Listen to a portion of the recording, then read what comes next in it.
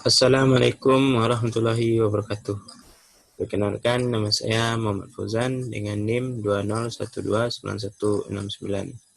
Pada video kali ini, saya akan membahas tentang daftar pustaka. Jadi, daftar pustaka merupakan daftar yang berisi semua buku ataupun tulisan ilmiah yang menjadi rujukan kita dalam melakukan ataupun membuat suatu karya ilmiah lain. Fungsi daftar pustaka yaitu pertama menjadikan karya tulis menjadi valid karena disusun berdasarkan referensi yang sudah ada sesuai dengan bidang keahlian masing-masing. Yang kedua, tanggung jawab ilmiah atau apresiasi penulis atau kita atas penggunaan ide dan gagasan karya orang lain dalam karya tulis kita. Yang ketiga, menghindari karya tulis kita dari tuduhan plagiat. Yang keempat, memenuhi syarat utama penyusunan sebuah karya tulis karena karya tulis wajib memiliki daftar pustaka. Tujuan daftar pustaka itu memberikan kemudahan bagi pembaca untuk mencari referensi lain selain karya tulis yang kita susun. Yang kedua, memudahkan para pembaca dalam mengembangkan karya tulis yang telah kita buat agar menjadi lebih sempurna. Yang ketiga, mengetahui sumber-sumber yang kita pakai saat penyusunan karya tulis. Nah, yang ketiga ini berguna saat kita melakukan penyusunan tesis. Nah, unsur-unsur dalam daftar pustaka. Unsur dalam daftar pustaka ada 3 yang harus ada. Itu penulis, nama penulis. Mencakup penulis utama, pendamping bila ada, editor bila ada. Nah, jika nama penulis ini umumnya terdiri dari 3 bagian atau 3 kata. Jadi tidak menuntut nama penulis itu hanya 1 kata ataupun 2 kata. Nah, 3 kata atau 3 bagian tersebut terdiri dari nama sendiri, nama tengah, nama keluarga. Jadi pada daftar pustaka, nama keluarga dibuat terlebih dahulu atau ditulis terlebih dahulu. Nah, yang kedua ada judul. Judul ditulis secara lengkap dengan nomor edisi bila ada. Yang ketiga, fakta-fakta penerbitan. Ini mencakup kota tempat diterbitkannya buku yang kita referensiin tadi, nama penerbitnya, dan tahun diterbitkan buku tersebut. Kita masuk kepada cara penulisan daftar pustaka. Ini cara penulisan daftar pustaka dari textbook atau buku. Yang pertama, penulisan perorangan. Maksudnya ini ditulis oleh seseorang. Itu dibuat dulu nama penulis, disusun balik seperti tadi, tahun terbit, judul buku dicetak secara miring atau garis bawahi, edisi dan volume, nama penerbit, tempat penerbitan atau kota, dan halaman yang dibaca. Ini contohnya ada Katsir, I titik 2006. Nah, ini Katsir, I merupakan penulisnya. Tahun 2006 buku tersebut diterbitkan. Tafsir Ibnu Katsir berarti judul bukunya. Ini dicetak secara miring. Jakarta, titik 2, Pustaka Imam Syafi'i. Nah, ini Jakarta merupakan tempat buku tersebut diterbitkan, Pustaka Imam Syafi'i. Ini nama penerbitnya. Contoh kedua ada Kusrini DKK. Ini artinya penulisnya tidak hanya sendiri, berarti penulisnya lebih daripada 1. 2009 tahun diterbitkannya Algoritma Data Mining. Ini judul dari bukunya. Yogyakarta, penerbit Andi.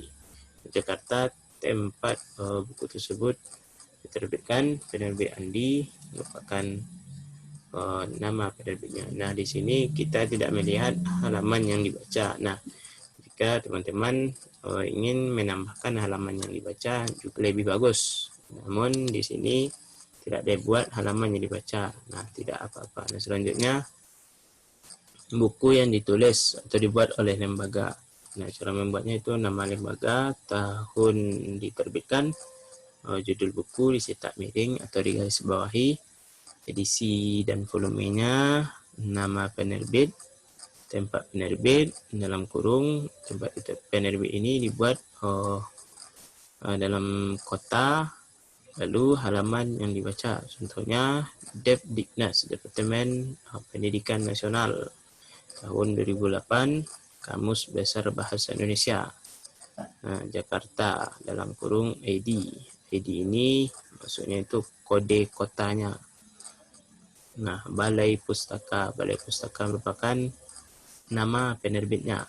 Selanjutnya ada buku terjemahan. Buku terjemahan ini maksudnya buku dari negara lain, contohnya dari negara Inggris, berarti menggunakan bahasa Inggris sehingga diterjemahkan oleh seorang penerjemah lalu dibukukan dalam bahasa Indonesia ataupun dalam bahasa lain pun boleh. Nah, jadi cara membuatnya itu nama penulis dulu, tahun terbit, judul buku tetap dibuat secara miring atau digaris bawahi. Penerjemah atau nama penerjemahnya, nama penerbit, tempat penerbitnya, halaman yang dibaca. Nah, jadi halaman yang dibaca ini boleh dibuat ataupun tidak. Contohnya ini Miguel F. Ini merupakan nama penulis bukunya sebelum diterjemahkan. Diterbitkan tahun 2005, yaitu Pembangunan Sosial. Nah, Tan Lilinting P ini merupakan nama penerjemahnya. Sini dibuat juga penerjemah. Jakarta Gramedia, Jakarta tempat diterbitkan Gramedia, nama penerbitnya. Terjemahan dari Social Development. Social Development ini judul buku sebelum diterjemahkan. Jadi pembuatnya itu Miguel F. tahun 2005. Selanjutnya penulisan daftar pustaka dari jurnal dan disertasi atau tesis.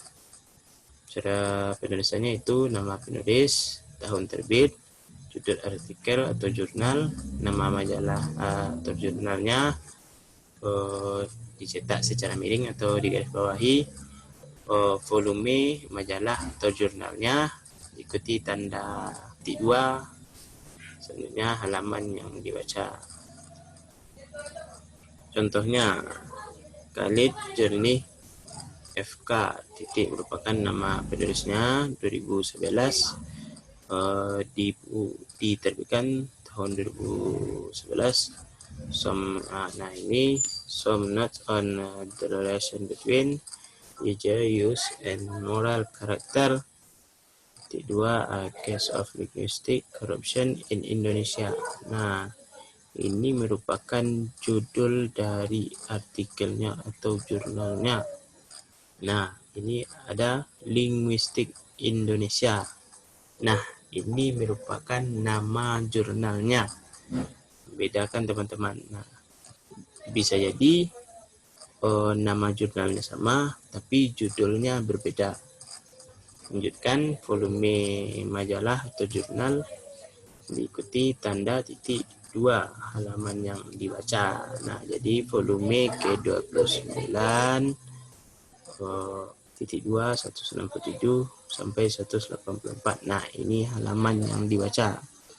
Berarti jurnal ini terdapat pada halaman 167 sampai 184. Selanjutnya, kelompok makalah yang dipresentasikan dalam sebuah seminar.